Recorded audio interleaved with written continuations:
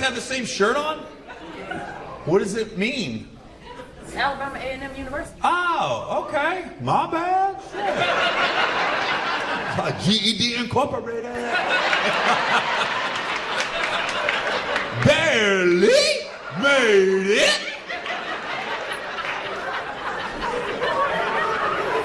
Did you say Alabama A&M Incorporated? Is that what you said? Or you said university? All right, I thought you said incorporated. Where's that at? Huntsville, Alabama. Huntsville. Okay. That's good. And why are you guys still wearing the shirts? We went to celebrate Juneteenth to see the Black Outcasts. Juneteenth. It's August.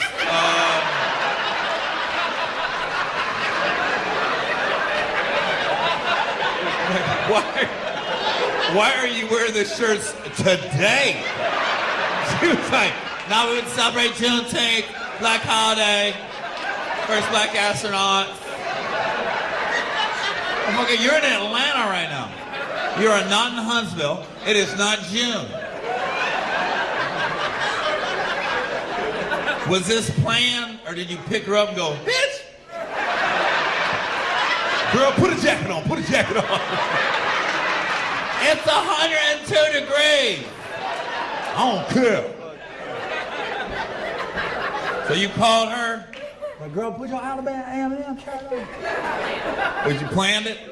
All right. When we bought the shirt, it was planned. But why? Why are you wearing it tonight? I don't want to ask you anymore. Just for the hell of it. Just want to look alike. I'm going to put the white pants on. My sister, why not? Oh, you guys are sisters? Okay. That's all I had to say. Oh my God. I didn't say you were wrong. You're really defensive. What's my sister?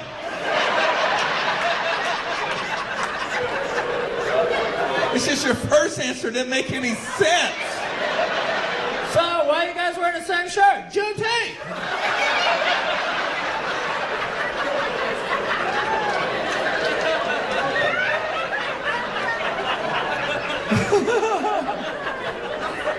Is she driving? She's not driving, is she? Okay. I don't want you to get pulled over. She says the wrong thing to the cop. You know how fast she was going? I love quesadillas. I love them.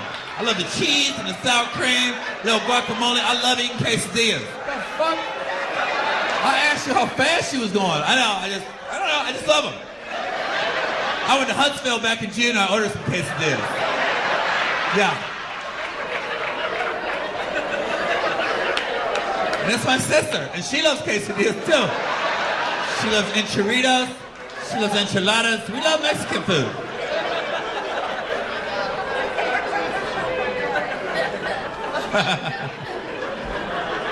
Do you have any other family members? Any other brothers and sisters? Okay. And where did they go? Did they go there too? Did they go to college? So? How many you got? How many brothers and sisters you got? I have a couple of brothers and sisters because the majority of us went to the illustrious Clark Atlanta University. You really like to put a lot on a regular ass school. You said that shit like it was Harvard or Yale.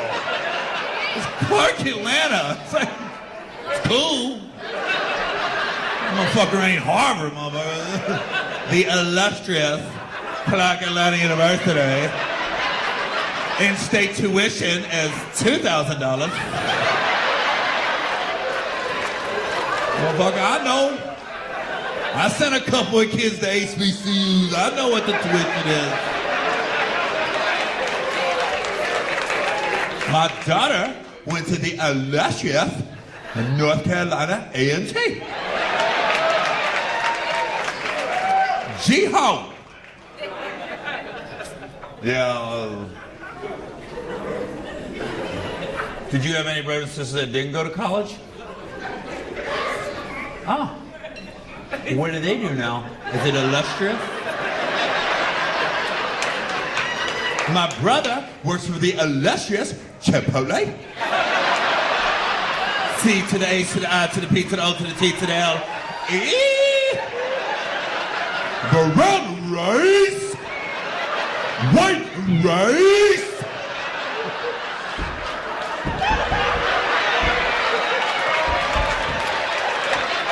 Guacamole.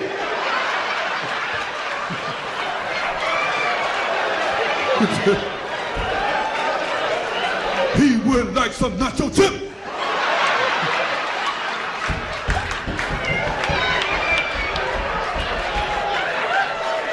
To go. Get the back. Get the back. Get the back. Get the back. Get the back. Get the back.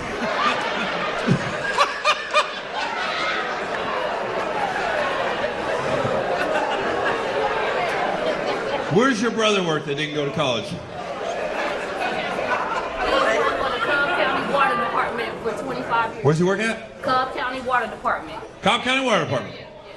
All right. I only know Cobb County from the first 48. So hopefully the water washed away some of the blood I saw in those episodes.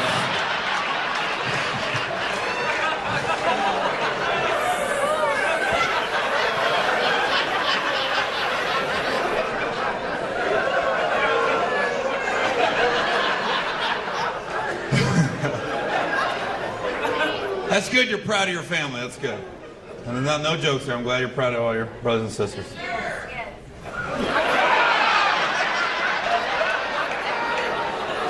The fuck do you know that? That's what I'm talking about. Yes, sir. Yeah. Well, nobody said you don't. Oh my God, why do you sound like that? I'm proud of my gig. She sound like she made some good ass sweet tea back there. I'm proud of mine, Gary. Put more sugar in it. That's half the bag. That's how I make it.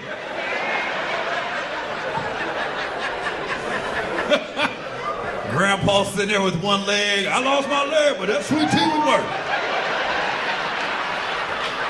What's up, everybody? This is Gary Owen. Get some. Floyd Mayweather, thanks for coming out to the show. Motherfucker brought fucking 30 people. I don't even know 30 people. Fuck. That must have been, you must have a hard time getting to go out to your house. All right, Terry, Johnny, Billy, James, fuck Chris, Chad, Joey, Jerry. Fuck, get in the car. We're gonna be late. You make 24/7 though. That's just boring when you ain't on it. I ain't gonna lie, that shit's terrible. Every time Floyd comes on, I'm tuned in, DVRing and TiVoing. I make sure I ain't missing that shit. Can't. I love your uncle, man. I don't know what the fuck he be talking about though, man. I don't know how the fuck you be in the corner, man.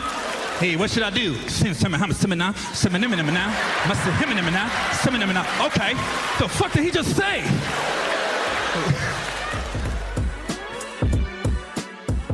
Hey, what's up, everybody? This is Gary Owen with the Get Some podcast. You can listen to this on iTunes. Just go to iTunes, search Gary Owen, hashtag Get Some, or search United We Cast. You can also listen on YouTube, youtube.com/Gary Owen Com. I went to New York and I did this show called The Breakfast Club. Before I got there, I saw this rapper called Tekashi 6ix9ine, and I saw he was talking a lot of smack and going back and forth to Charlemagne. So I looked him up, looked up his story. I kind of dug him a little bit. I ain't even going to lie, because what he said at the end was, they said, "What are you about? What's your story?" He goes, "I'm about standing up to bullies." And what he means by that is he's gone to Houston, he's gone to LA. And these are cities that if you're gang affiliated, so-called, you have to check in. Now, I don't know what that means. I'm not in a gang. But he's like, "Nah, I ain't checking in." And they called him on how he used to be a Crip, but now he's a Blood. And he was like, "Look, I've never been up under anybody. So I guess when you're a Crip or a Blood, you might be up under a certain segment of whatever area you live in. Like if you're in LA, if you're on Watts, you're with the Bloods and Watts. There's clearly going to be a leader. Every gang has a leader." And he was like, "I was never up under anybody." He goes, "I just have friends." Basically, he was like, "I had friends that were Crips and I hung out with them. And now I got a lot of friends that are Bloods. I hang out with them. And so now I'm with the Bloods. Those are my homeboys." And I was like, I don't know. I don't know enough about gang culture. to give is he right or wrong? But I kind of liked his interview, and I think he's only 21. And I think if he can figure out, I always say you just got to make it to 25. If you make it to 25 years old, then things starts to make sense and you don't make as many irrational decisions as you do. It's the same reason the military goes to high schools and tries to recruit high school kids, because they know they can kind of mind fuck them a little bit. And those are ones that'll be on the front lines. And this is all about country and we're part of a team. And it's because the military, they use the same approach as gangs do.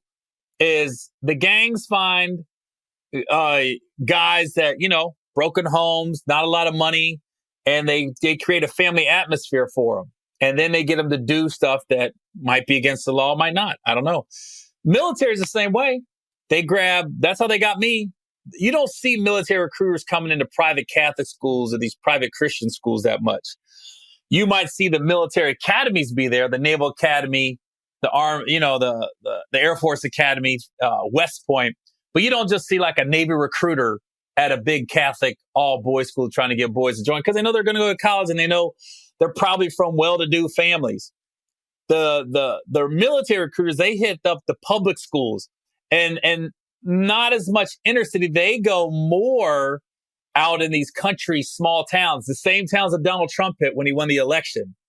And then the militaries, they give you a sense of family, a sense of belonging. There's camaraderie there. And that's why military guys go after young kids. You don't see military. There's an age limit. I think you can't be over like 31, 32, and then you can no longer enlist in the military, because they know you're not going to do any bunch of crazy shit. You're not going to fall for the whole team mentality. And if there's a grenade and it's dropped, you got to jump on it to save your brothers. Or I'm going to take a bullet for this guy that I barely know. They know what you're over there. You probably ain't going to do that. But an 18, 19-year-old will do it. Like, I'm a hero. I'm going to be a hero. You're also going to be dead if you do that. But I was caught up in it, and I don't regret it at all. Don't get it twisted. But it is a culture that they provide that gives you that. I didn't have that close-knit family growing up, but my military guys were my guys. When I was in boot camp, those were my guys. And when I got stationed in D.C. in the Honor Guard, those were my dudes. Those are the dudes I hung out with on the weekend. I didn't have a lot of friends outside of the military. And when I was in the military, unless I went to high school with you and you kind of grow apart, because most of the guys I went to high school with was either going in the workforce or going to college. And then your military buddies are your day-to-days. Like, you work with them and you go out with them at night and everything. So I was listening to Tekashi 6ix9ine interview, and I go, I think if he can make it, and that's a damn shame, because in the hip hop culture, we've seen what happened to Biggie and Tupac and numerous others. If he can make it to 25, I think he'll figure it out. And I don't know what his future holds, but he's smart, and hopefully he has a good team around him. But I went in the Breakfast Club and I dressed up just like Tekashi 6ix9ine, makeup, tattoos, and I didn't know how people were gonna take it. I didn't know what the response is gonna be. And then I started talking shit about other comics as Tekashi, so it wasn't really me. And I was very strategic in who I talked about. I talked about who I thought would react. They brought up names, but then, I commented on them. But the reaction has been nothing short of amazing, as far as personally for me on social media. Now, I don't know about getting movie roles and TV roles or anything else, but social media wise, as far as YouTube and my Instagram and Twitter and Facebook, it's gone through the roof. And I pumped the podcast. I pumped this podcast when I went on the Breakfast Club. And Charlamagne looked shocked. You really got a podcast? Yeah, man. I really got a podcast. And now I got new fans that are listening to me on this platform. So, and I said on the interview, man, when things aren't going where you want them to go, like I'll tell you, I'm on a little drought right now as far as acting goes. I'm doing auditions and I'm delivering on the auditions too. I know that sounds conceited, but where I'm at in my career, I'm not going to take a small part, like a one-liner in a movie. I can get off of that all day. I'm looking to be the lead or the sidekick to a lead. Like, I auditioned for Mark Wahlberg's new movie, and I would have been his best friend, but I wouldn't just go in and be a waiter in that movie. I'd rather do stand up and do my podcast and be on the road and stuff like that. I make more money. I build more fans that way. I mean, me doing a one-liner in a movie isn't going to do much unless it's a movie like Daddy Daycare where my part stuck out, or Ride Along where, I take off my clothes and pour honey on me. Yeah, hell yeah, I'm going to do that. But as far as like the little roles that I get offered every now and then, I just pass on them most of the time. But, it's going to come. I have no doubt. I'm big into positive thinking and believing in yourself. And when you're at a little lull like this, when I say lull, I just mean an acting lull for me, because I'm still doing stand up and selling out shows and doing great. I would say when you get a chance, like a platform like the Breakfast Club, which I knew would be huge on YouTube and social media and all the blogs, if I did something that stuck out, that's why I was like, I'm going to dress up like this Tekashi 6ix9ine dude. And I'm going to go in like him and I'm going to act like him. To me, it was nothing more than basically a hip hop Saturday Night Live sketch that I did that lasted for 30 minutes. If you watch SNL, they take pop culture, they take the whatever hot in politics, and they get somebody to imitate them and they write funny sketches. All I did was freestyle 30 minutes with the Breakfast Club because they didn't know I was coming in like that. And a lot of people had thought the Breakfast Club set that up. They didn't. They didn't know I was coming in like that. I just showed up. By the time I got to the Breakfast Club, I was coasting because I had to leave my hotel and get out of cars, in and out of cars as Tekashi 6ix9ine with tattoos all over my face and this wig on.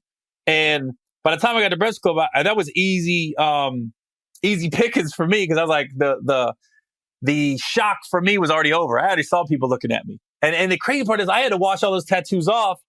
That kid's got to live with those tattoos. I was getting crazy looks. I can't imagine what he gets all day, every day. Although I did go into Starbucks and one lady didn't recognize me. She goes, damn, your tattoos are cool as hell. I was like, what? She was like, oh, geek. She goes, oh, snap, you the dude. She didn't know my name. She just knew I was a comedian. But when she first saw my tats, because I got the wig off first. I was able to get the wig off. That was glue and bobby pins. That was hard enough. Then I got in the shower and I was able to wash off most of the tattoos, but the spider web stayed for about 5 days. And then the 69 was hard to get off because that was deep marker. So I had the spider webs and the 69 for a day. There's a big 69 on my forehead. So I go into Starbucks and the girl's like, yo, those tats are cool as hell. I got some cool looks with them spiderweb tattoos. I almost kept them for a hot second. I was like, I might want to keep these. And then I thought better of it. There was a lot of people that thought I really had those spiderweb tattoos. And every time I'm in movies and TV shows, they're just put makeup on over them. But I used that opportunity to my advantage more than I ever have on any other like talk show platform. And a lot of people would be like, oh, he's trolling. He's using 69's clout chaser. I go, duh. Why would I not imitate a dude that's hot right now that just went on 3 days before me? And he basically took the internet over for a few days. I was like, I'm shocked nobody else thought of it. That's all I was praying for. I was like, I just hope nobody comes in Monday dressed as him because I came in Tuesday dressed as him. And when I saw nobody did, I said, game on, game on. Honestly, what is a clout chaser? I've been hearing all these new words now, clout chaser. I'm a comedian. I'm no rapper. I'm not trying to use Tekashi 69's clout to help my rap career. Nah, I just want to do a funny sketch. No different than Saturday Night Live, In Living Color, The Chappelle Show. When he went on his Lil Jon, that's basically what I did. He did Lil Jon, and it took off, and people loved him for Lil Jon. I guarantee you, for the next 6 months, at least every city I go to, I'm going to get a Tekashi 6ix9ine reference from somebody in that city. Whether it be somebody at my show, whether I be out to eat, whether I'm at the airport. Every time I got stopped since I've done an interview, it's been nothing else but Tekashi 6ix9ine shit and the Breakfast Club interview. I haven't got stopped one time for Think Like a Man, Daddy Daycare, Ride Along, the Gary Owen show, none of my comedy specials. No. The only thing people have asked me in the last week is something about the interview and Tekashi 6ix9ine. That's it. That's all I've been asked about. And that lets me know, even if you didn't watch it on YouTube, even if you didn't hear it live, even if you haven't commented on Instagram, you've seen it somehow. Somehow you've seen it. That dude is going to be the biggest Halloween costume this Halloween amongst hip hop people.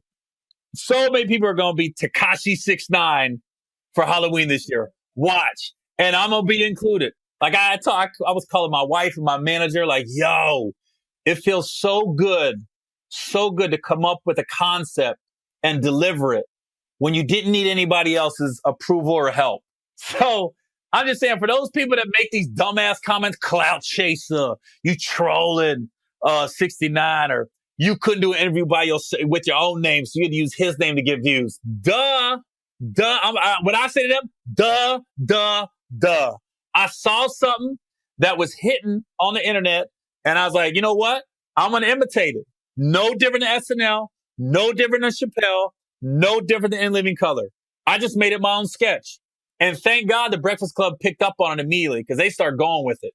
And then every now and then, if you watch the interview, you'll see me drop nuggets on the industry too. Like I'll drop some behind the scenes stuff about why I haven't got a Netflix special or Comedy Central special or HBO special and different things of that nature. But it felt so good to come up with a concept and deliver it and have my team come through for me. Like my manager was on board and my agency and publicity firm found a makeup lady and they got me on the break. It was great. It was great. And for what I heard, my podcast numbers went through the roof. Just a good feeling, man. And then I made fun of a couple comics. I called Faison love, Faison hate. I said, Michael Blackson isn't funny. He's a one-trick pony. He's got mudda sucker. That's it. I said, Chris Rock is the only person that can put Kevin Hart in a movie and not make money because he did the Top 5 movie. How the fuck you put Kevin Hart in a movie and it tanks? I didn't think that was possible. That's kind of like having LeBron on your YMCA team and you guys lose. How did you fucking lose? That's basically the equivalent of what Chris Rock did in Top 5. But Michael Blackson came at me, and I knew he would. As soon as they said Michael Blackson, I said, he ain't funny. I was just waiting. And Michael Blackson came at me, and I came back. And then we started texting each other. We were laughing the whole time because I don't take none of this shit serious. And I don't think neither does Mike. I don't know about him and the Kevin situation, but between me and him and 9% of their comics, he tries to roast. So me and him just went back and forth like for 2-3 days on Instagram, talking about each other, and neither of us are funny and we ain't shit and blah, blah, blah. But it was so funny how people get so passionate and thinking we're serious and we're not. They don't even know we're texting each other. Like I'm texting him some of the shit to say about me and he's texting me shit I should say about him. I was like, these dumbass fans. And I texted Mike, not dumbass fans. We love our fans. These dumbass internet people that think they're so intellectual and so woke. That's what the word is now. I'm woke. Motherfuckers, you asleep, you dumbasses. If you take his shit on social media serious and you think me and Mike is serious. Because when I texted him, he goes, yo, when we do this, don't mind the haters or the internet trolls that come out. I said, Mike, I've been doing this a long time. I don't pay no attention to people saying negative shit on the internet because 90% of those people were never going to come see me anyways, or they've never seen me live. I go, so I ain't worried about them. The people I'm trying to reach are the people laughing at the sketches, or 90% of the people that are watching it but ain't making no comments. They just watching it for the enjoyment of it. Because that's me. I don't comment on 99% of stuff I watch on the internet. 99%. Every now and then I'll do a like or I'll make a comment that was funny or I'll do an emoji. For the most part, I don't comment a lot. And I love when somebody says something negative about me and I respond and it gets a rise out of them. They think, oh, I got him. I'm under his skin. And then they make 10 more posts about me. I'm like, thank you, you dumbass. I made one comment. Now you made 10. Now I've taken over your Twitter page. You ain't even realize it, you dumbass. Your last 30 posts were about me. Don't even realize what they're doing. Thanks for the free press. Just because I said, really? One guy made a comment and I just went, really? And it was like 4 more posts in a row about me. I go, thank you, bro. Thank you. Appreciate that. So that's what's fun. The same people would be like, I'm you clout chaser. I'm trolling. Same people that love Chappelle doing Lil Jon. It's the same shit. Only difference is Chappelle's shit was on Comedy Central. My shit was on YouTube in the Breakfast Club. But it's still, when you're on your phones, you don't know the difference. Whether you on watching Chappelle on YouTube or the Breakfast Club on YouTube, you're still watching it. And that's what I said when people try to make negative comments. I said, but you watched it and felt the need to comment. I was like, still winning, takes no L's. That's my line now. Still winning, takes no L's. As soon as you comment, that's a win, you dumbass. So, okay, that's enough about Tekashi. That rant was almost as long as my interview, honestly. It's my podcast. I can talk about what I want. I watched the NCAA finals. Deep down in my soul, I think most people knew Villanova was the best team this year by far. We kept trying to think when it got down to Villanova, Michigan, I was like, Villanova is going to destroy Michigan. And people were like, nah, it's team of destiny. And the way they came out, I'm like, dude, if we really are being honest, they were the best team all year. From October to now, they were, of course, they lost a couple times. I saw them play Xavier twice, and they just dominated Xavier. And I thought Xavier had a great team. And I was like, dude, they're deep, they're good. And Jay Wright's built a dynasty there. And I hate all this talk now about Jay Wright might go to the Sixers. He better not, man. That Sixers head coach has built that team. They suck, and now they got draft picks, and he's working it. And they got Embiid and Simmons and JJ Redick. They got a nice young cast, and Fultz just got back. That dude went through all the downtime, and now the team's good and looks like they're going to be good for years to come. And now these rumors are coming that Jay Wright might be the coach. I hope not. I hope Jay Wright doesn't do that. I want him to stay at Villanova. Build a dynasty, man. I mean, you're on your way to becoming like a Duke in North Carolina. Villanova is. I mean, it makes me feel old, though, watching Brunson play, and I watch his dad play. How old am I? And when you hear Brunson talk, you could tell he's going to be successful at life. I saw his interviews, and I'm just impressed by how he carried himself and everything else.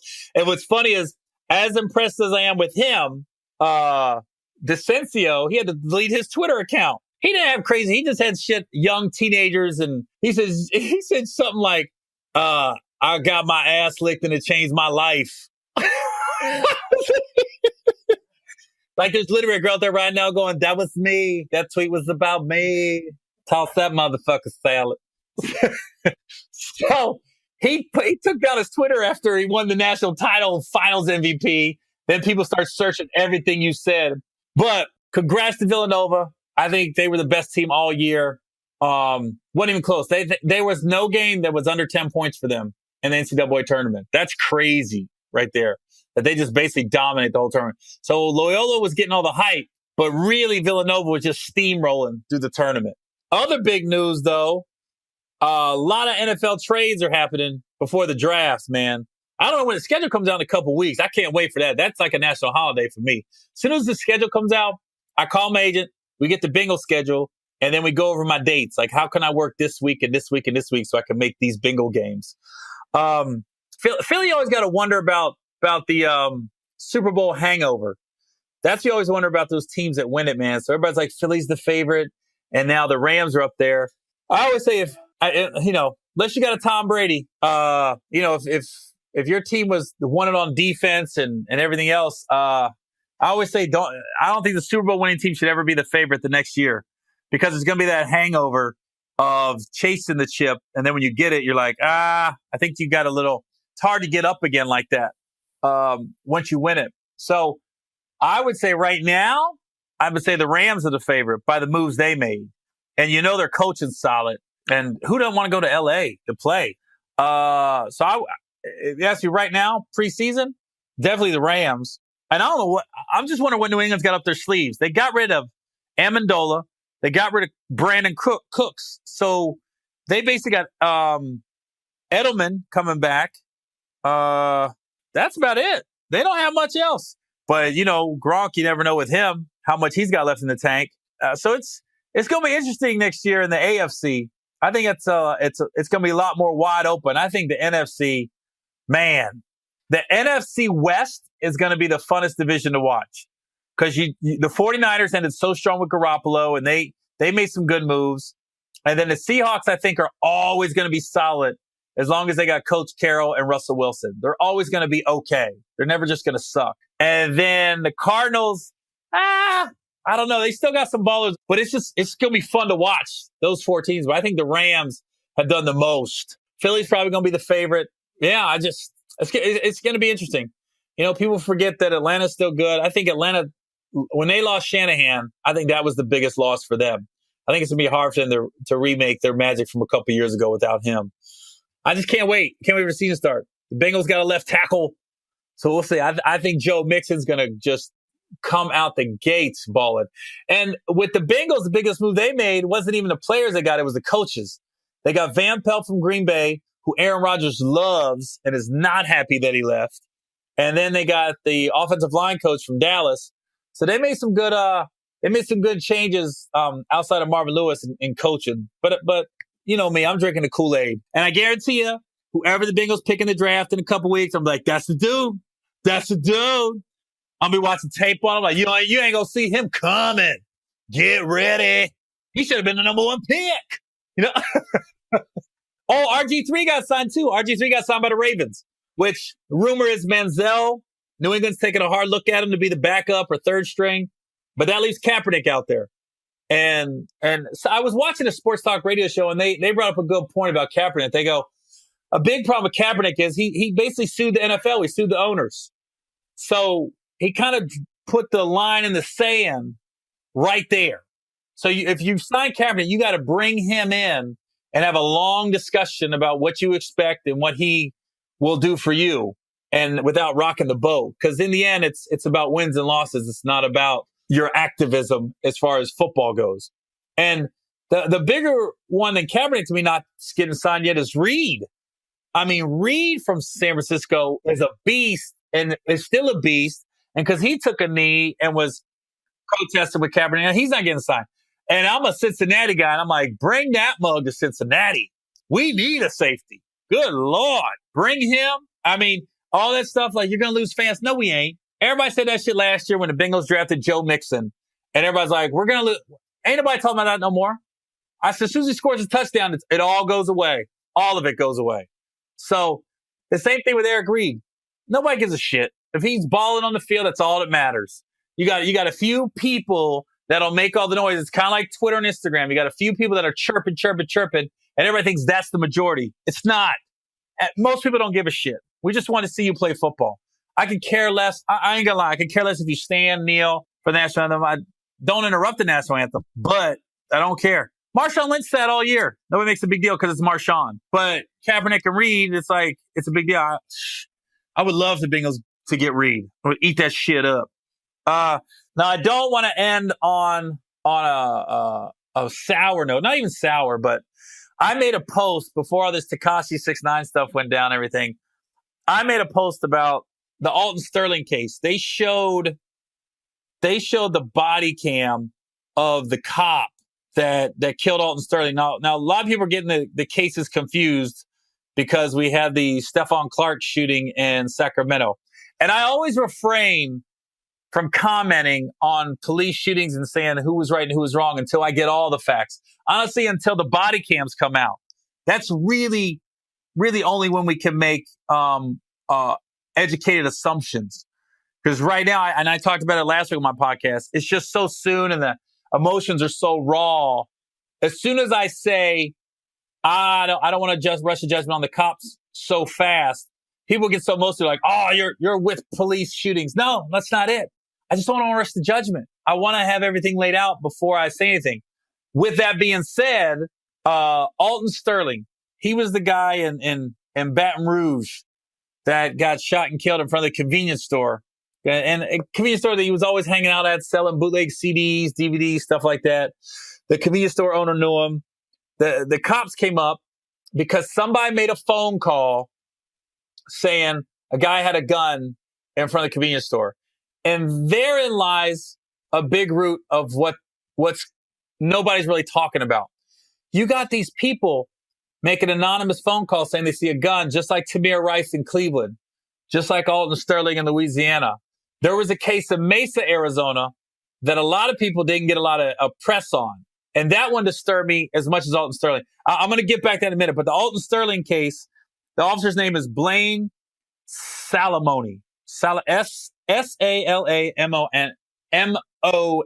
Salamoni. The way he talked to Alton Sterling when he got on the scene was so disrespectful and so confrontational And so he wanted to shoot somebody. He wanted to be in control. He reminded me of those hot-headed guys in high school that probably got their ass kicked once or twice, and now they got a gun and a badge. They're like, ain't nobody kicking my ass anymore. I'm running shit. He was out of control when he got on the scene. I'm an ex-cop. Our jobs are to diffuse situations, not inflame them.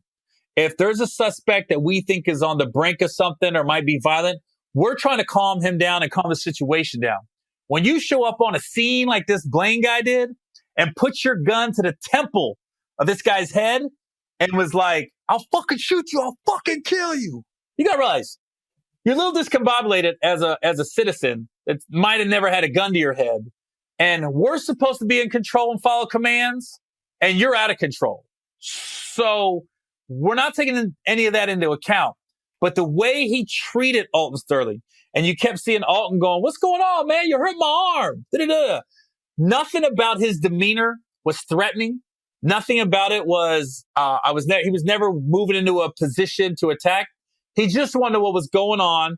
He wasn't in good shape, probably wasn't flexible. You're tossing him around. He's hurt. And all of a sudden you hear gun, gun, gun, and then you shoot him. And then after you shoot him, you stand over his body and you yell, stupid motherfucker. You stupid motherfucker. It made me sick to my stomach. And I remember Alton Sterling's son was on TV, and the way his son reacted, I said, I'm into DNA and how people react to situations. I said, his son was so mild-mannered and just said, I miss my daddy. That's all he kept saying. I was like, I just have a hard time believing his dad was some crazy, out-of-control thug trying to confront police. And everybody said he had he had a gun on him. He's unlicensed to carry a gun. And I'm like, well, what the rumor was he had got robbed the week before, or he had the gun for protection. Listen, it's a different set of rules and not laws for people from lower income neighborhoods. They're not going to go get a gun license. Most of them aren't going to get driver's license if it gets suspended. They don't have the means to get to these places. So they make do. They make do. And I hate how some of the media portrays certain situations and they're doing it to inflame people's emotions. Just like Stephon Clark, he got shot in his grandmother's backyard. When I heard that, I was like, okay, what really happened? Because they made it sound like he was standing in his grandmother's backyard and a bunch of cops came in and just shot him for no reason. And I'm like, there's got to be more to the story. What is the story? Don't just say that. You're creating a divide immediately. And this Alton Sterling case, that guy is a murderer straight up. Once I saw the body cam, Blaine Salamone, and he got fired. And cops always got this. They have an out. All they have to say is, I fear for my life. I really thought my life was in danger. It's the ultimate out when it comes to these police shootings. Now, this Mesa, Arizona case was more disturbing than just about anyone I've seen on camera. If you get a chance, look up Philip Brailsford. Look up Philip, in quotation marks, Mitch Brailsford. Brailsford. He is found not guilty, second-degree murder, after he shot and killed an unarmed man at a Mesa hotel room January 2016. This cop killed this guy, Daniel Shear, after, again, a phone call was made saying somebody saw a guy with a gun in his hotel room, waving a gun around. So the cops come, weapons drawn. The guy doesn't have a gun. He had a pellet gun for his job. He was like he was there working. He wasn't from Arizona. He was working. He was staying like Quinta, and he had some people in his room, and he was showing them a pellet gun he uses for his job. So here it is. 2 guests that were in the pool area reported seeing a male subject pointing a rifle out the window of a room several floors above the pool. It was a pellet gun. He wasn't pointing at people. He was showing it to the people in his room. I guess he had a couple people in the room and they were having drinks and whatnot. And if you see this video, it's so fucking disturbing because it's a guy and girl. They're laid out on the carpet. And this cop, this Mesa, Arizona cop, he keeps telling them what to do, right? And he keeps warning them, if you don't do what I tell you to do exactly, I might shoot you. You will not survive this. And he keeps warning them. And you could tell this guy is scared shitless. Like, I felt for him. And he's doing everything the cop tells him to do. He puts his hands up. He's telling him, please don't shoot me. I don't want to die. Daniel Shaver, I'm sorry. Daniel Shaver was the guy that got killed. He's a white guy. Gets killed by this cop, Mitch Brailsford, January 2016, because somebody made a phone call saying they saw a guy with a rifle and he was pointing it at people in the hotel out of his window. It's not what he was doing. He was in his hotel room. Somebody saw what they thought was a gun in his room. They called the cops. It's a pellet gun. He was showing it to people because it was part of his job. Now the cops come, guns out. So you got these people that are inebriated. Not that they're drunk and out of control, but they had a few drinks in his room. So the girl's freaking out. So the girl does everything the cop says, and they end up grabbing her by her arm and pulling her out, right? Pulling her out. They're both in the hallway of this hotel. Then the cop keeps telling Daniel Shaver, do exactly what I say. If you don't, I'm going to take that as a threat and I'll be forced to shoot you. You probably won't survive this. He says it so many times. And the guy is basically pleading for his life. Like, please don't shoot me. I don't have a gun. There's nobody else in the room. And at one point, he's a little confused by the cop's commands. And if you got a fucking AR-15 point at your head and the cops show up and you don't know why they showed up, you're so confused, you're going to be a little nervous. And you're trying to do these commands like they're saying, but you just don't know how you're going to react. And the cop tells him, lay flat on the ground, put your hands flat in front of you. He does that. He says, now crawl towards me. And at one point he goes, I said crawl towards me. Don't move your hands. The guy's like, I don't want to. I guess he reached down to pull up his shorts because his basketball shorts were falling down and they just blasted him and killed him. And I was like, it's so disturbing to watch. And because it was a white guy killed by a white cop, it didn't get the press that I felt it should have. After I saw it, I was so disturbed by it. Take the black and white out of it. It's just these cops, man. There's a lot of good cops. I understand they're coming up on a scene like that. But this Alton Sterling case and this Daniel Shaver case, both of them, when I saw the cop's body cam, I go, there was no threat.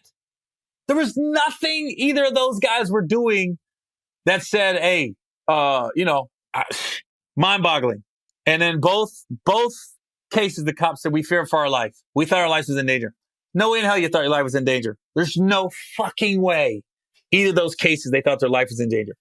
And the bigger picture, not the bigger picture, but the big thing is people are making phone calls saying they're seeing people with guns that don't have guns. Like Tamir Rice. Alton Sterling had a gun in his pocket. He wasn't waving around trying to threaten people and kill people. No, he's outside selling CDs and DVDs like he always is. And now you got this guy in Mesa, Arizona. The guy, can you imagine? You're just having a party, not party, but friends, relaxing, blah, blah, blah. All of a sudden, cops come, guns out, making you give commands, and you're like, what is going on? I mean, your shorts start to fall down, so it's a natural reaction. You reach down and pull your shorts up because you don't want to fall down. When I say he was flat out on the ground, face down, he was on the ground in the hallway, face down, hands in front of him. What's up, everybody? This is Gary Owen. Get some. You know what it feels like when I'm on the road, man? It feels like I'm David Hasselhoff to black people, you know? It does, man. It's like white people got the Hoss and black people got Gary. Like I could have my own Baywatch right now, really could. It'd just be me, and I'd be running the beach in my red swim trunks, you know? But it'd be all black people on my beach, you know? And then somebody would yell out, excuse me, are you certified? Don't worry about it. Nobody's getting in the water anyway. Shit. That'd be the safest beach ever. There'd be no shark attacks on that beach. Because sharks don't bite toes, and that's all that's in the water is toes. Take a picture, Karen. Ooh, a seashell. A seashell. I can hear the ocean. We at the ocean. Shit. Surround sound shell.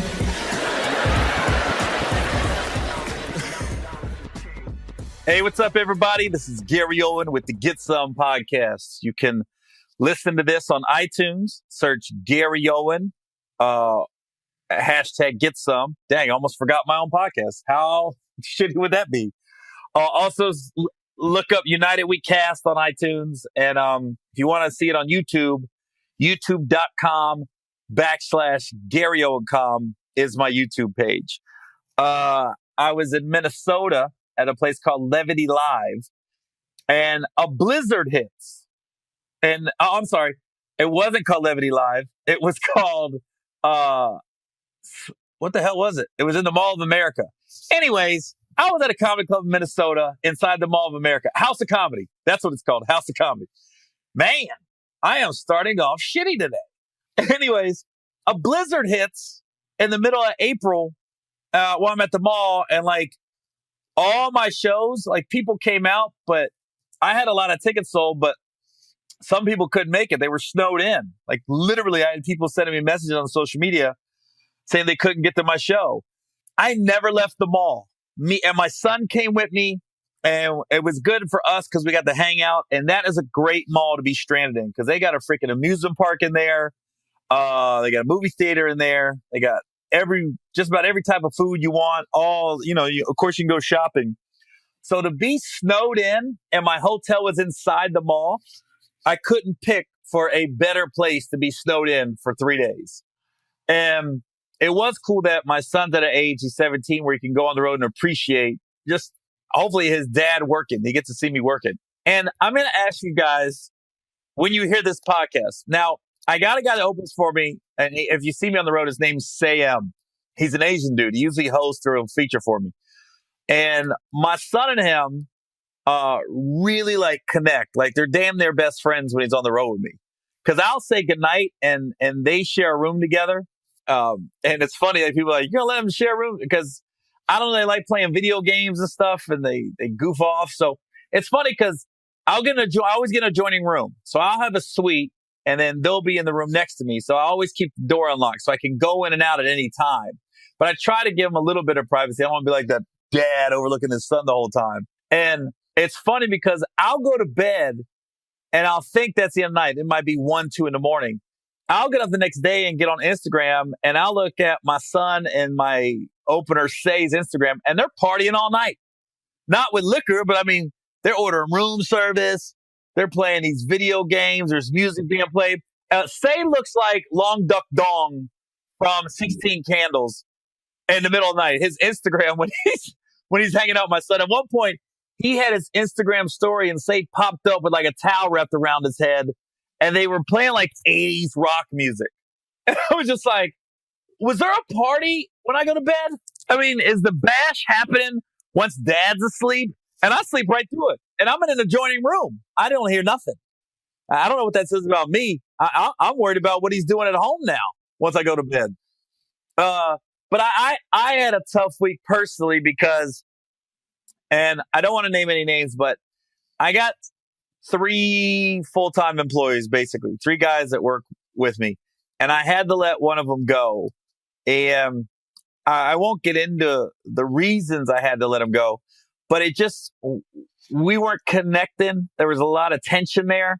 And I think that comes with, in this business, when you're with somebody for so long, and I hope he knows that I really care about him and I want him to do well in this business, but it became apparent he doesn't want to be the opener anymore. He wants to be the man. And I get it. You should want that.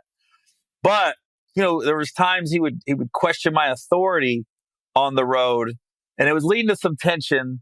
And then I just said, you know what? I got to let him go because I got to see if he really wants to make it in this business. And if he hears this, I hope he knows that I'm rooting for him. And I hope that he knows that, we'll be cool again. Obviously, I got to give him a month or 2 to cool off because when you get let go, I think it's human nature. You go through all these different ranges of emotions. You go through blame and anger and feel sorry for yourself and why, and then bitter. And there's all kinds of things because it's like breaking up with somebody when you let somebody go. But I just hope he knows that I am rooting for him. And I hope that in a year or 2 from now, he'll be headlining and doing his own thing and hopefully be in TV and some movies and stuff. Cause he is a good guy. So, but I had to let him go. I had to let him grow because I felt like him being on the road with me was stunning his growth. I felt like he was just coasting, and there's nothing worse than somebody just coasting and they realize, oh shit, I'm 50 years old and I'm still coasting through my career. Sometimes you gotta get shocked to your system and you see what you're made of and see if you're meant to be in this business. I thought about it. When you let somebody go, it's easy to blame and get mad and get bitter, but I've been fired before and I had to sit back and be like, what could I have done differently to get, not to get fired or whatever? I'll tell you an example. I was on a TV show on True TV called Upload with Shaquille O'Neal. And when the show first started, it was just me and Shaq. It was obviously Shaq's show, but I was the co-host, right? Well, once we got picked up, the pilot gets picked up, and then we were going to series, they added another co-host. And me and the other co-host, it's a comedian named Godfrey, we just didn't click. I got nothing bad to say about Godfrey. He's never done me wrong or crossed me, and he's not a bad person. But our personalities just didn't click. And it was tension on set all the time. And we got picked up for season 2, and the producer that hired me he went on to another show. The producer that brought Godfrey in stayed on and got a raise. So he was like basically the showrunner. He was running the show. So he kept Godfrey and got rid of me. So the show that was originally me and Shaq, they bring in a third co-host, and now I get let go because I think he felt the tension between us. And he brought in Godfrey. So of course he's going to choose Godfrey over me. So when I found out I'm not coming back for season 2, and they never say you're fired. They always say we're moving in a different direction or the show's revamping. They come up with something. So they brought in a girl named Rachel Feinstein, and she was now the co-host. And the show that got canceled after season 2.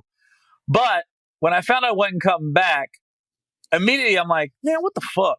And you go through that, man, screw Godfrey and Shaq and all these other people on the show, and screw True TV, and they don't know talent. That lasts for about a week. And then you stop and you're like, okay, what could I have done differently? What did I do? And then looking back on it, I was more like, you know what? There was tension on the set. And I can't really say Godfrey did anything wrong. He wasn't late for work. He wasn't trying to go behind my back and throw me under the bus or do anything like that. It was just our personalities didn't mesh. And I think people felt that on set. And the producer if my producer would have stayed and the guy that brought Godfrey in would have left, I'm sure I would have been the one that stayed and Godfrey would have left. But it didn't work out like that. It happens in his business. Looking back on it, yeah. I mean, I almost was glad I was relieved when it was all said and done because, yeah, you want the money and you want to be on TV, but you also want to enjoy going to work. And I wasn't enjoying going to work. And, so I'm sure when I get I'm sure Godfrey, if you interviewed him, he'd feel the same way. He'd say the same thing. And he probably, when he found out I wasn't coming back, he was probably like, whoo, it's just, sometimes your personalities just don't mesh. So I've been fired, so I know what it feels like. And I don't even want to say I fired this guy that works for me. I just want to say I had to let him go because I was pushing him to push himself in a way. And the only way I was going to push him was be like, dude, you got to go do your own thing. You got to get out there and do your own thing and grind. And, I hate when people say that we grind and you grind in this business, but it is a grind. It's a hell of a grind in stand up. And I hope he knows that I am rooting for him for real. All right. Well, let's get into the Starbucks fiasco. Everybody knows Philadelphia. 2 black guys were sitting in Starbucks. They walk in. They ask to use the restroom. One of them asked to use the restroom. The manager says you have to be a paying customer to use the restroom. So he goes back down and sits down. They're waiting on another guy to show up to have a meeting. And the manager calls the cops. And and then the cops come. They take the 2 black guys away in handcuffs for no apparent reason. And then they let them go. Obviously, no charges was filed. But now Starbucks is going to be closed May 29th. I didn't realize this. I didn't know there was 8,000 Starbucks all over the country and 175,000 employees. That's crazy. That's not even counting how many Starbucks are in other countries. Because I've been to Japan, I've been to Dubai, I've been to Germany, I've been to England. There's Starbucks everywhere. I've never been to Antarctica, But if there ever is a place for a Starbucks, it should be in Antarctica, that cold ass continent. But that's 175,000 employees and 88,000 Starbucks just in the United States. I can't even imagine Canada, Mexico, and then everywhere, and then all over the world. But they're going to close down May 29th. If I'm Dunkin' Donuts or I'm the Coffee Bean, I am having a fucking sale of sales on May 29th. I'm going to be like, buy one cup, get one free, get a free donut, something. I'm going to make sure we get all that business. And you want them to come back. If I'm Dunkin' Donuts, I got my best coffee on May 29th. The Coffee Bean, I got my best coffee. I'm like, we need fresh beans. And we need to take our time making people's coffee today because we want them coming back. The amount of money Starbucks is going to lose on that one day for racial sensitivity training, I can't even imagine. And the amount that other coffee shops are going to make because of it. All because one manager overreacted. Obviously, it's a racial thing. But more so than that, I think it's just someone who had a power trip. Some of these managers, man, in different aspects. And I saw when I was a cop in the Navy, I saw a lot of guys that had a badge and looked like they might have been picked on their whole life. And now they're going to pay everybody back. But I looked at it as a power trip. Like, I'm going to show you guys who's running things in this Starbucks. And now that I saw the guys get interviewed, and now the police chiefs has come out and apologized, said they handled it wrong in Philly. Those guys said they were in that Starbucks less than 10 minutes when this happened, and they were waiting on somebody to come. And I made a post on my Instagram where I said, I've been to numerous Starbucks. I've had great interactions with Black people, Latino people, Asian people, baristas of all nationalities. And as many times have I gone into Starbucks and not bought something, because there's a Starbucks right by my daughter's school that I've sat in numerous times. And I had 30 minutes to kill. So I said, I'm going to go sit in Starbucks and wait for her. And I might text my daughter and be like, meet me at Starbucks, because it's that close to the school she could walk. And I won't order anything until she gets there. And sometimes when she gets there, I still won't order anything. Or I'll ask her, does she want something? And she might say no. And then we leave. Never been asked to leave. Not one time. And obviously, I like to say it's because I'm white, but I just think it's the area I'm in. And I will say the two Black guys that got arrested, the way they conducted themselves is not being spoken about enough. They didn't raise their voice. They didn't start cussing.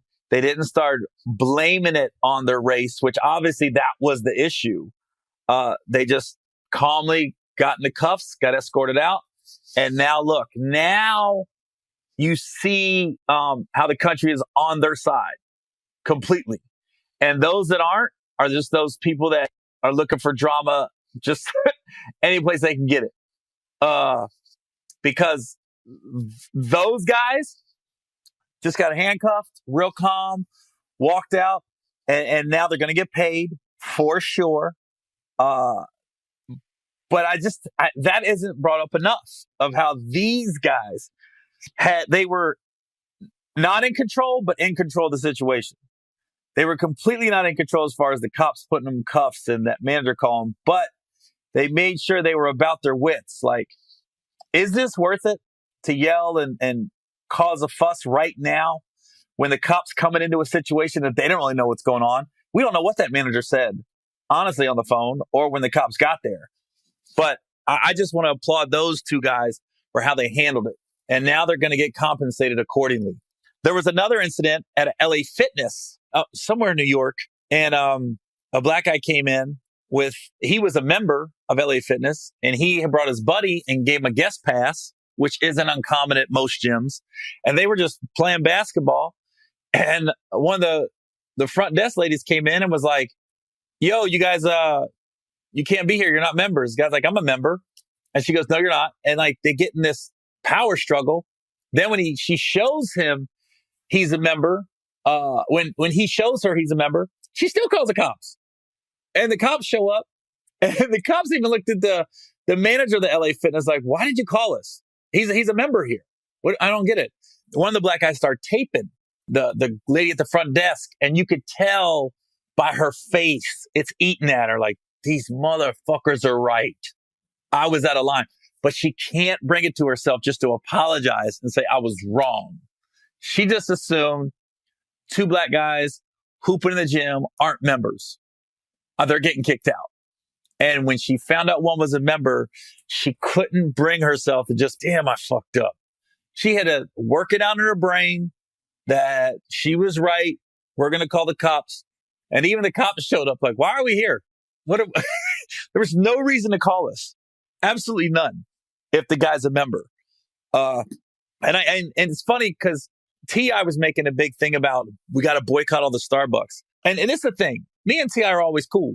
And the good thing about T.I. is you don't have to agree with him, and he'll have a discussion with you. Trust. He is not afraid to voice his opinion. And people were trying to like pit me against T.I. because I said, I don't want to jump to conclusions and say this is a nationwide problem with Starbucks. I said, I think it's a problem with that manager more so than Starbucks because I've had such good interactions with people at Starbucks. And people were like, well, T.I. wants everyone to boycott Starbucks till they make it right. But obviously, people rallying like they did and stand outside that Starbucks and people calling for a boycott, it worked because now Starbucks is going to close May 29th for racial sensitivity training. So even me going on Instagram and saying I wouldn't rush to judgment on all Starbucks, T.I. and other celebrities and just the general public that said we got to boycott Starbucks, it obviously worked. Because now Starbucks is like, whoa, we got to make sure our employees don't jump to conclusions like this. And I've always said in my brain, I said, if I ever go to Starbucks and ask you to use the restroom and they say, no, you got to buy something, I've always had my answer ready. Like, do you know how much money I spend here? Do you know how much money I spend at Starbucks yearly?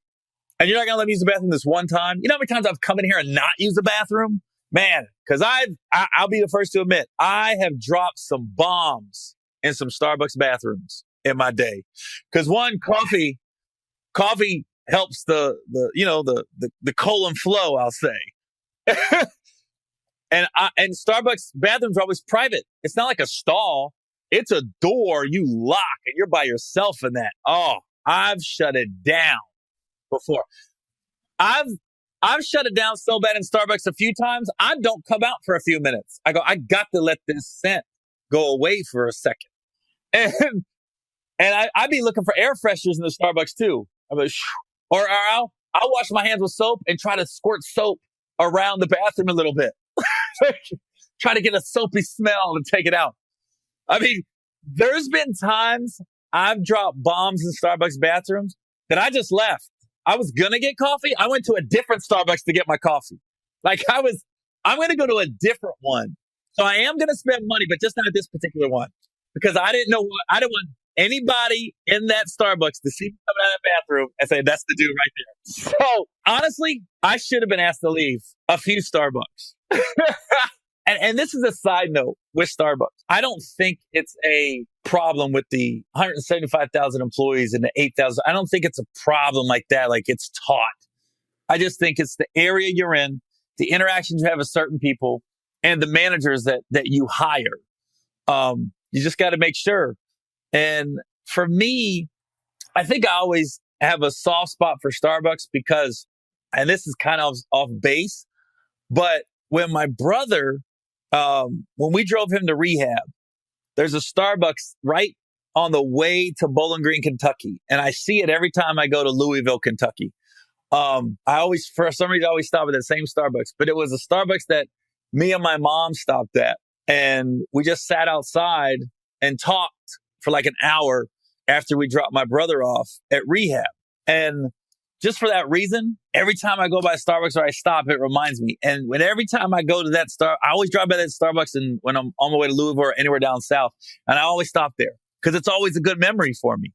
So I think that's why I didn't want to rush to, we got to boycott Starbucks and everything. But hey, those people that did say that and voiced their opinion like that, it worked because now Starbucks is shutting down May 29th. And I don't think it's going to end the problem completely because this is just one incident that got caught on tape. I'm sure there's numerous others, And on another note, outside of Starbucks, I'm in Raleigh, North Carolina right now as we speak. This morning, I got to my hotel to where I couldn't check in. I said, well, I'm going to go get some breakfast. So I went to this place called the Morning Times. And it's a coffee shop, but they serve breakfast, but it really is just a coffee shop. And there was a black guy in there, looked homeless. I don't know if he's homeless or not. Looked like life hasn't done him a great hand. He looked a little rough. And he was begging people for money in this place called the Morning Times, this coffee shop. And this one guy, I don't know if it was a barista or a little food runner, he comes out and he's very firm with the guy. He goes, hey, man, you can't be begging for money in here, man. We don't do that. He said, you thirsty? You want something to drink? You want some water? And the guy's like, yeah, I'll take some water. And he went back and got him some water in a cup and gave it to him. Now, granted, it was a cup of water. Some people might be like, well, they should have given him some food, blah, blah, blah. But I mean, the guy was in there and he was making it uncomfortable for the patrons because he's begging for money and people were in there like trying to get their morning started. But the guy, I mean, he made him leave, obviously, and told him he couldn't do that. But he still treated him like a human being. And he still treated him with dignity and respect, even though he was most likely homeless. I can't say for sure, but he looked homeless. But still, to that barista / food runner, he didn't just be like, get out. You ain't gonna be begging in our stores. Don't come back here ever again. He just went, hey man, you can't be doing that in our store. And then he offered him something to drink, some water. And it's water, but it's still, the guy took it and said, thank you. And it was just a decent little interaction between two people. And it showed me after the Starbucks incident, the LA Fitness, that's how you treat people. That's how you're supposed to do it. Yeah, you can't be in there begging for money, but I still know you're a human being. And I still recognize you're probably going through a hard time. So I'm not just going to just act like I'm better than you and you don't mean anything. And I was glad I got to see that. And I love how I'll make a post about that on social media and just say, I saw something cool today. And then 90% of the comics will be cool. And then you always got those few people. What'd you do? Did you buy him some food? Why didn't you get him some coffee? Or just negative shit. Or they'll say, this ain't the same as Starbucks, Gary. And I'm like, I never said it was the same as Starbucks. I was saying I saw something cool today. And with all the bad news we're seeing of how coffee shops are treating people, I thought this was a good one. But you got those people just negative.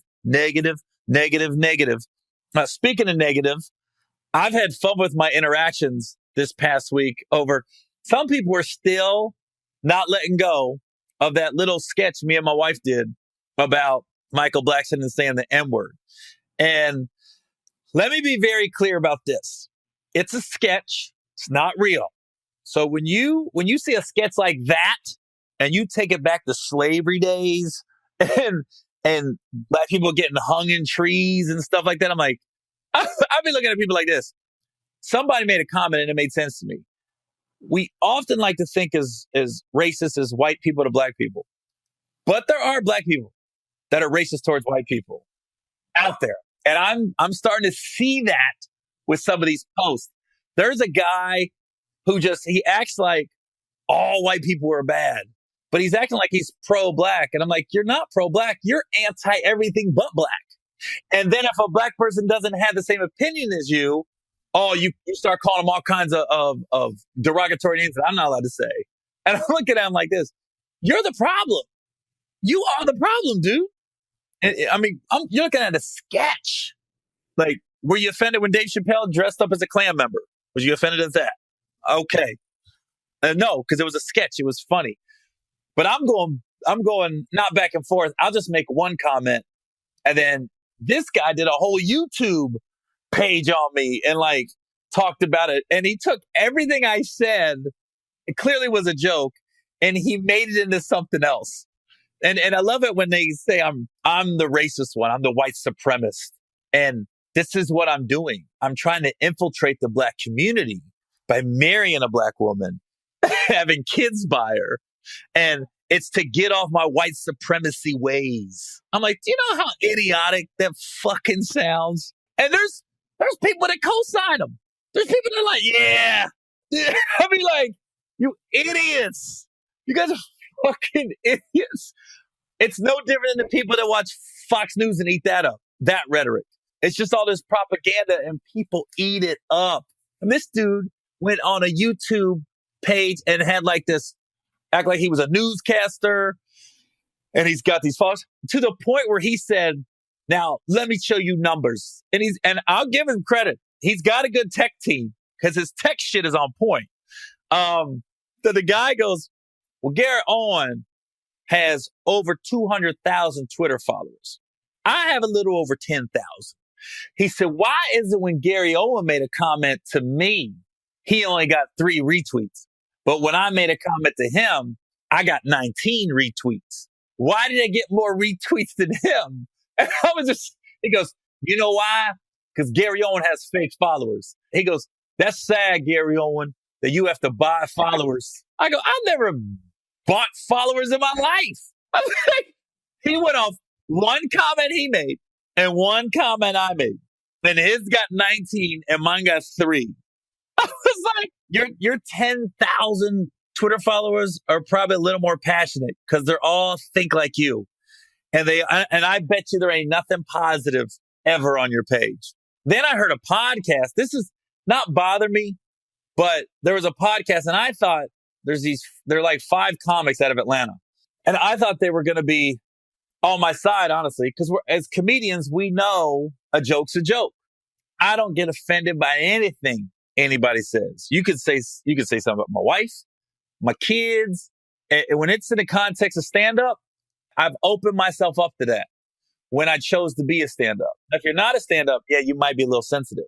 But I check everything at the door when it comes to stand-up. But these 5 comedians, they went in, start calling my wife a bed wench.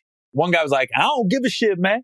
I know some comics won't stand up because they don't want to miss out on work because you never know when Gary Owen comes to town, he might want you to be on the show with him. He goes, but I don't give a shit. My career's going great without him.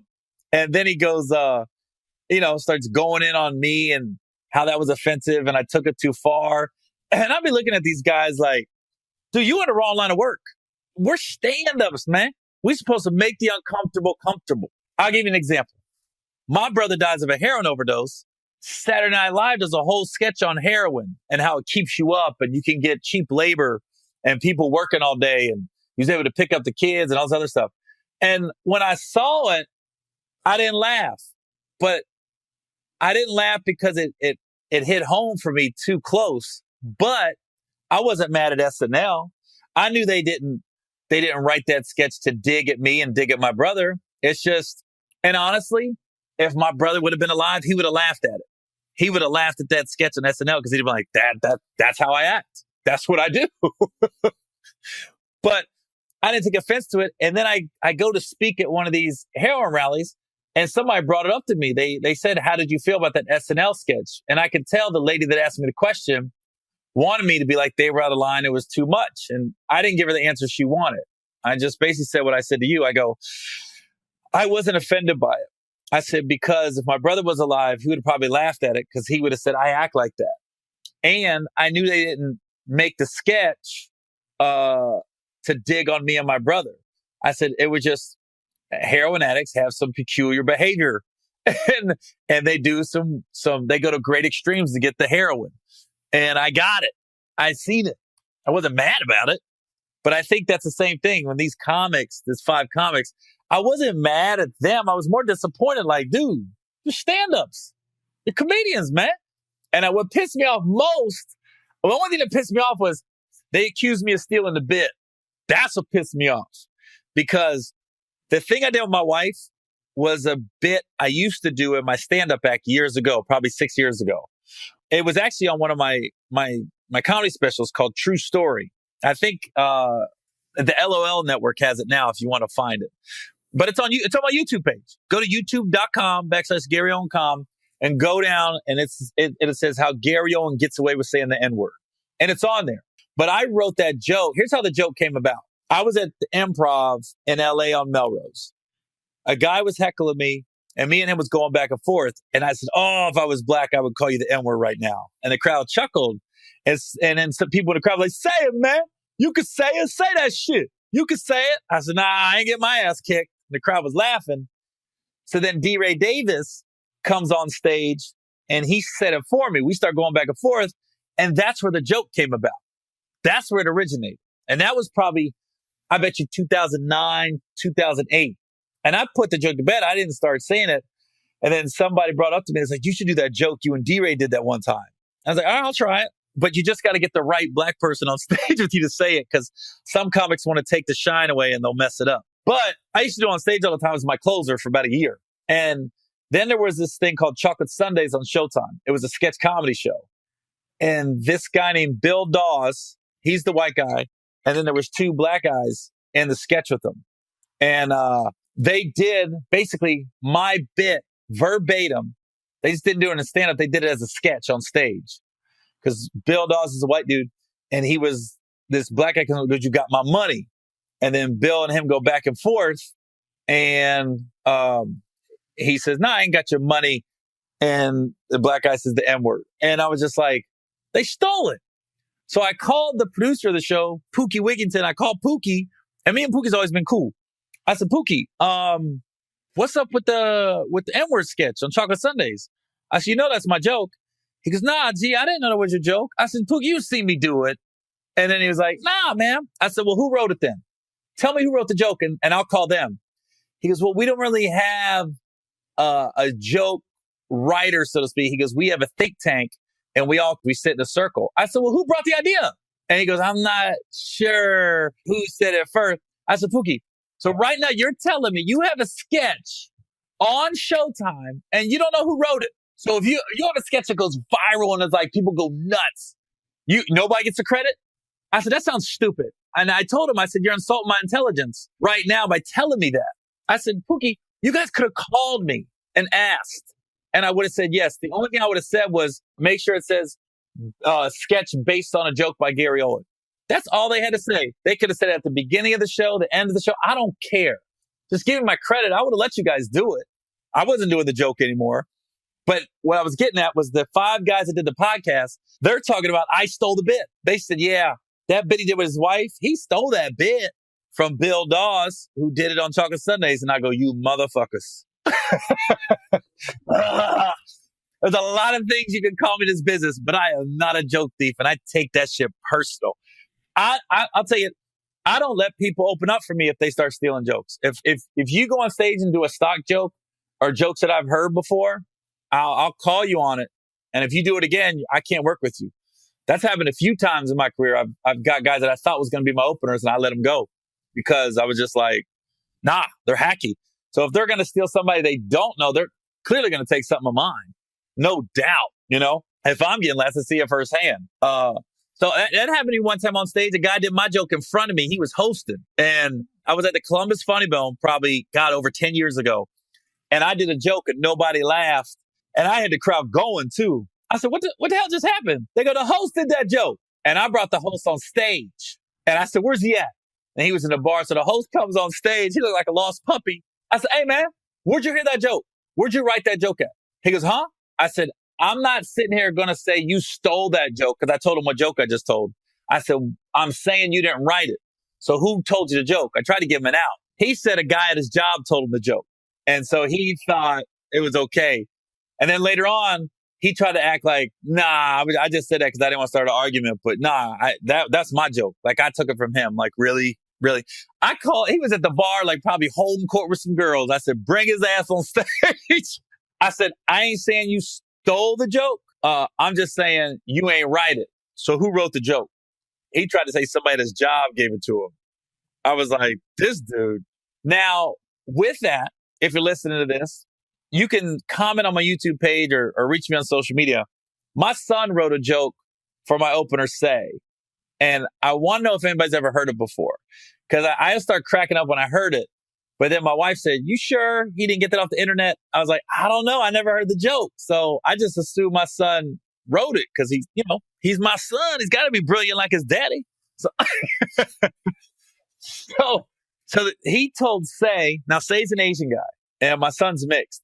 He told Say, tell the audience you don't date white girls that used to date black guys. Because it's like loaning your fat friend your sweater and then them giving it back. It's not going to fit anymore. I was walking them on. I lost it. I go, oh God. You know how funny that is? And Say goes, yeah, your son told me the joke. And I was like, oh, Austin, did you write that? He goes, yeah.